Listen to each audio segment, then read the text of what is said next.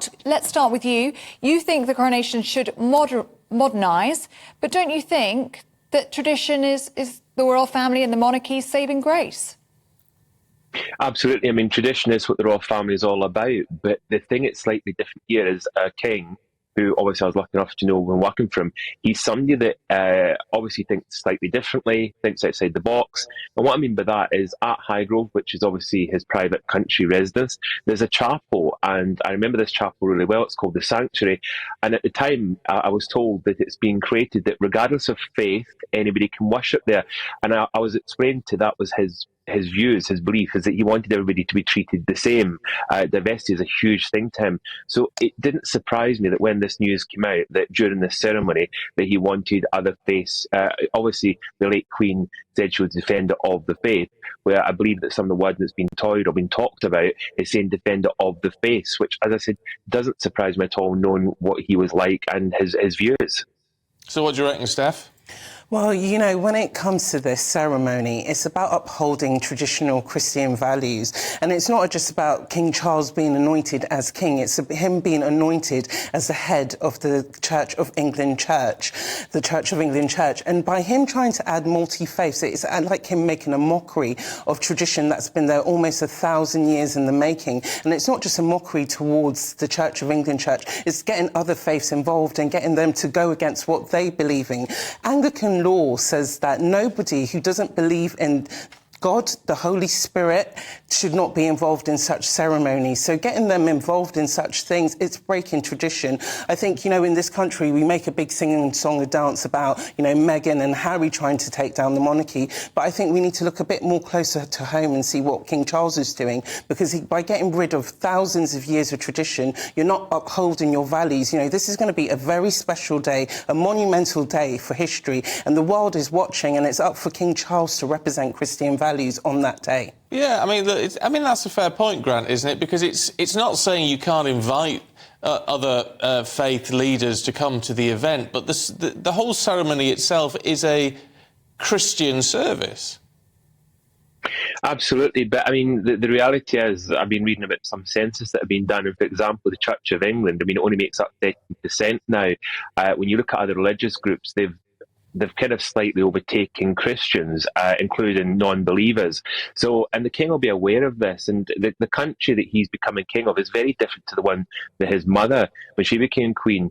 So obviously he wants to reflect that and be aware that the country he lives in is made up of many religious groups, many people, and he is going to be a king for those people. And I think this is why he wants to show that. We've got to remember, the last time, well, not the last time, but King Charles I obviously famously wanted to support support his wife, who was Catholic, and there was a possibility the country would have gone back to that religion, and we ended up losing a king because of that. So, you know, I hate to think anything like that would happen again, but I think it is important for many groups to see that this king is a king of all faiths.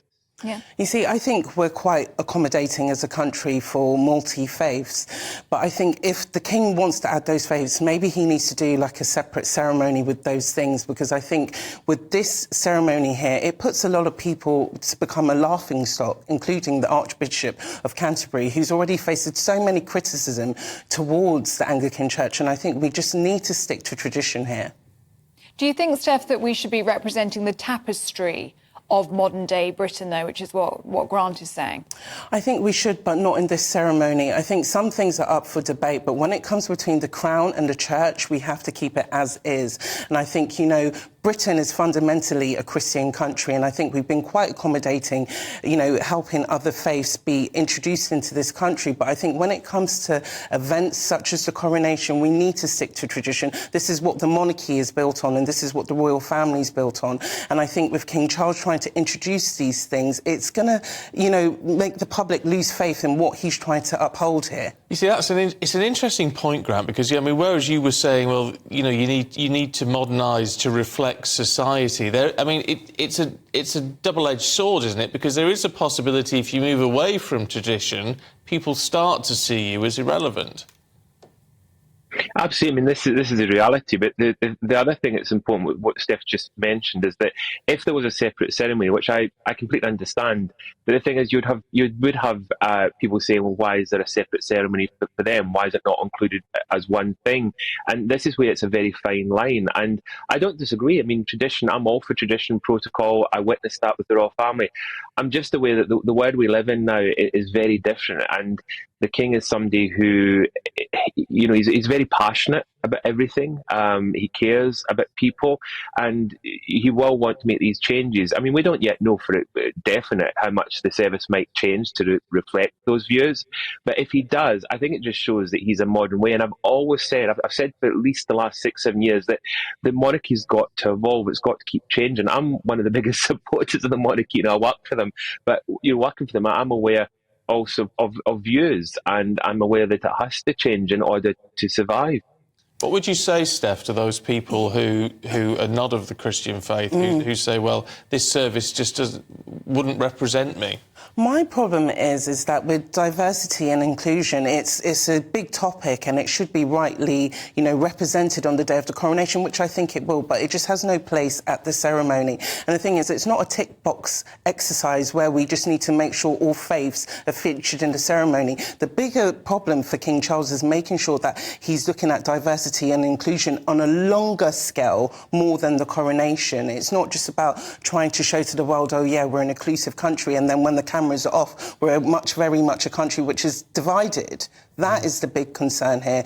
And more than anything, in a religious perspective, like the holy oil which is going to be used on King Charles has been blessed in Jerusalem. And these are things which we should be proud about. These are the things that we need to be celebrating on that day. Anything else is a watered down thing. This is his one time to get it right. OK, well, let us know what you think. gbviews@gbnews.uk. Grant Harrold, Stephanie Takyi, good to see you both. Thank you very much indeed.